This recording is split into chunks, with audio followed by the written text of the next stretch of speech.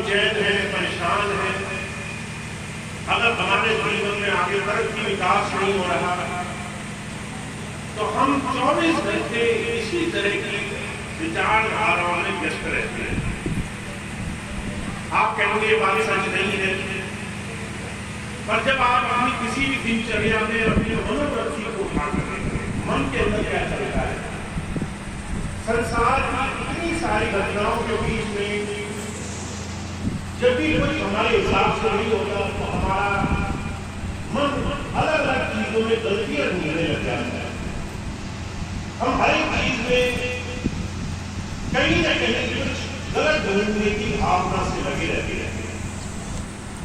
महाराज जी कहा करते थे, एक बहुत बड़ा शोध हुआ विज्ञान का, एक बहुत बड़े मनोवैज्ञानिक से पूछा गया, आखिर में एक इंसान मनुष्य जीवन जैसा सार्थकता पाने के बाद भी सफल क्यों नहीं हो रहा? तो उन्होंने एक शोध किया। उन्होंने एक पानी का तालाब बनाया जिसके अंदर सफेद संगमरमर के पत्थर लगाए और एक छोटा कोना जानबूझ कर छोड़ दिया। उसे साफ पानी से भरा, 100 लोगों को बुलाया और कहा कि देख कर बताओ कि तालाब कितना अच्छा बना है। लोग आए, जैसे तालाब देखा और सफेद चमचमाता हुआ संगमरमर का तालाब दिखा, और एक हिस्सा जहां पत्थर नहीं लगाया था वो उस पर सबसे पहले नजर से गई हुई। जब लोग जाने लगे, उस विज्ञानी ने पूछा तुमने क्या देखा? कहने के बाकी सब तो ठीक है, पर वो छोटा हिस्सा छूट गया, उसकी वजह से सुंदरता नहीं दिखाई दे रही। जितने लोग गए उनकी नजर उस छोटे हिस्से पर ही पड़ी। उसके अलावा पूरे तालाब में कितने संगमरमर के पत्थर लगे थे उस पर किसी का ध्यान नहीं गया। महाराज जी कहा करते थे, तुम दुनिया में हर रोज 100 अच्छे काम करोगे, पर तुम्हारा ध्यान उस एक काम पर ज्यादा जाएगा जो अच्छा नहीं है। उस एक चीज में जो तुम्हारे मन मुताबिक नहीं हुई, ध्यान उसी पर जाकर टिक जाएगा। तुम्हें 100 कृपाएं मिलेंगी परमात्मा की, पर एक जो नहीं मिली, तुम्हारा ध्यान उसी पर टिका रहेगा। तुम उसी पर अपना मन, अपना ध्यान, अपनी एक एकाग्रता सटा करके बार बार उसी का रटन करोगे, बार बार उसी का ध्यान करोगे, उसी से तुम्हारे मन का निर्माण होगा। और जो कहा करते थे, परमात्मा ने बड़ी विशेष व्यवस्था बनाई है जीवन में। आपके जीवन में जब किसी चीज का बहुत ज्यादा रटते हैं तो वह आपके अवचेतन मन का रूप बन जाता है। यानी आपको किसी चीज को बिना सोचे विचारे, बिना उस पर ध्यान लगाए वो चीज करने की आदत बन जाए। और अगर आपकी जीवन में सिर्फ खामियां देखने की आदत बन गई है तो आपका मन अपने आप एक समय के बाद सिर्फ संसार में बुराइयों की तरफ आकर्षित होगा। समाज में किसी ने अच्छा नहीं किया, परिवार में किसी ने अच्छी तरह से नहीं बोला, कुछ हमारे मन मुताबिक काम नहीं बना, हमारे हिसाब से दिन नहीं चला, किसी ने हमें बुरा बोल दिया, किसी ने हमें बुरा कह दिया। मुझे कहा करते थे इस परमात्मा की बहुत सारी कृपाओं में शायद हमारे जीवन में होने वाली ये बहुत छोटी सी घटनाएं हैं, पर क्योंकि हमारा ध्यान सिर्फ गलत पर लगा है, हम गलत के ही साथ जीवन जीते हैं। तो जो कहते हैं कि सब कुछ प्राप्त हो सकता है अगर तुम अपने आप को सही दिशा में सही चीज को देखने का अभ्यास करो। सही चीज को देखने के लिए अपने जीवन में अभ्यास करो। तुम्हारे जीवन में तुम्हें उस परमात्मा की कृपा देखने की भावना बनने लग जाए, जिसके लिए तुम्हें अभ्यास करना पड़ेगा। गलत चीजें देखने के लिए अभ्यास नहीं करना पड़ता, अच्छी चीज करने के लिए अभ्यास करना पड़ता है।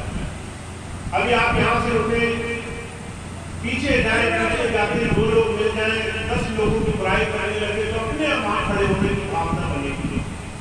पर अगर कोई अच्छी बात अच्छी बात करने के लिए जतन करना पड़ेगा। तो जो कहते हैं संसार में, इस कलयुग में जहां चारों तरफ सारा संसार सिर्फ अपने बुरे विचार दुनिया पर थोपने के लिए तैयार है, वहां अगर हमें कुछ अच्छा पाना है तो हमें अपने जीवन में अभ्यास करना पड़ता है कि हम उस परमात्मा की कृपा देखने वाले बने, उस परमात्मा की दया में देखने वाले बने।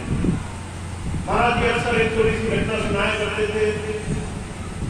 एक बार एक बहुत अमीर आदमी, उसको ये गुमान, ये बहुत अहंकार हो गया कि क्यों कमाया मैंने कमाया, अपनी ताकत से अपनी बुद्धि से किसी गुमान में वो रहा करता था।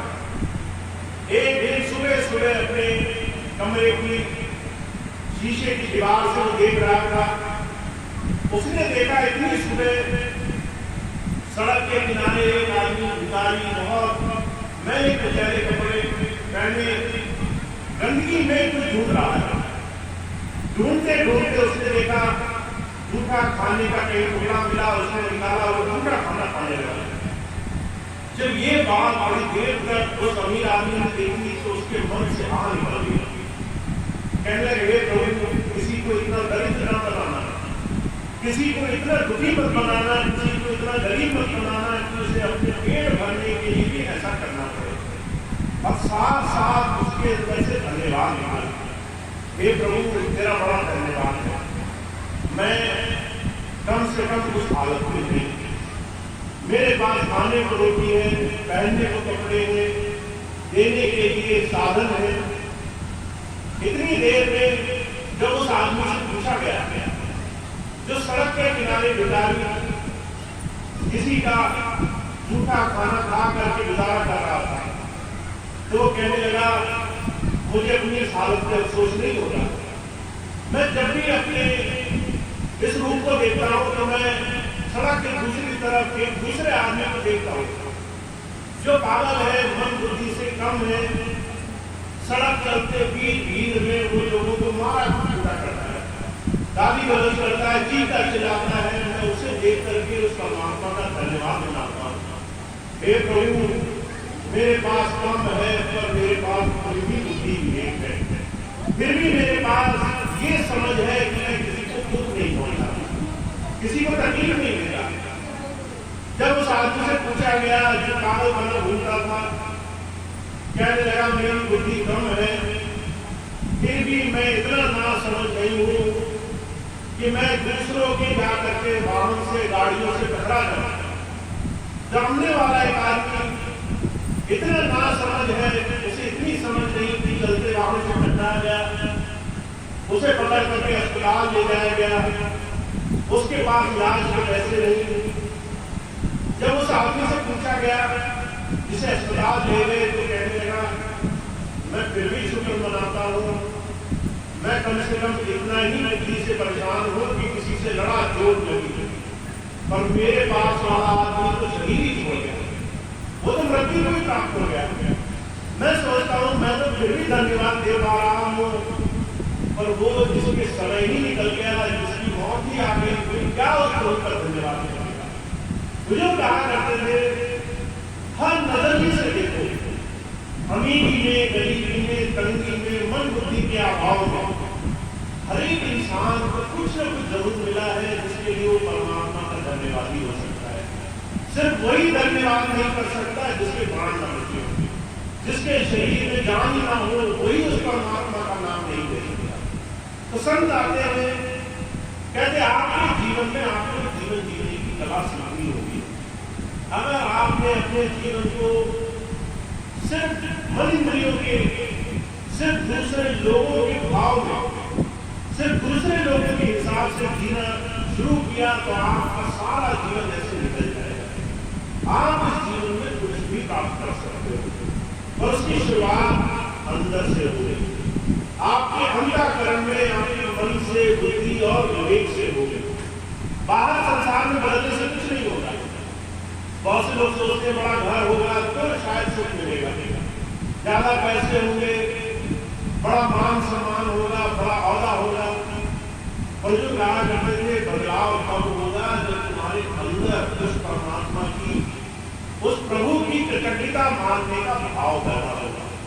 जब हर रोज उस परमात्मा के दिए हुए जीवन का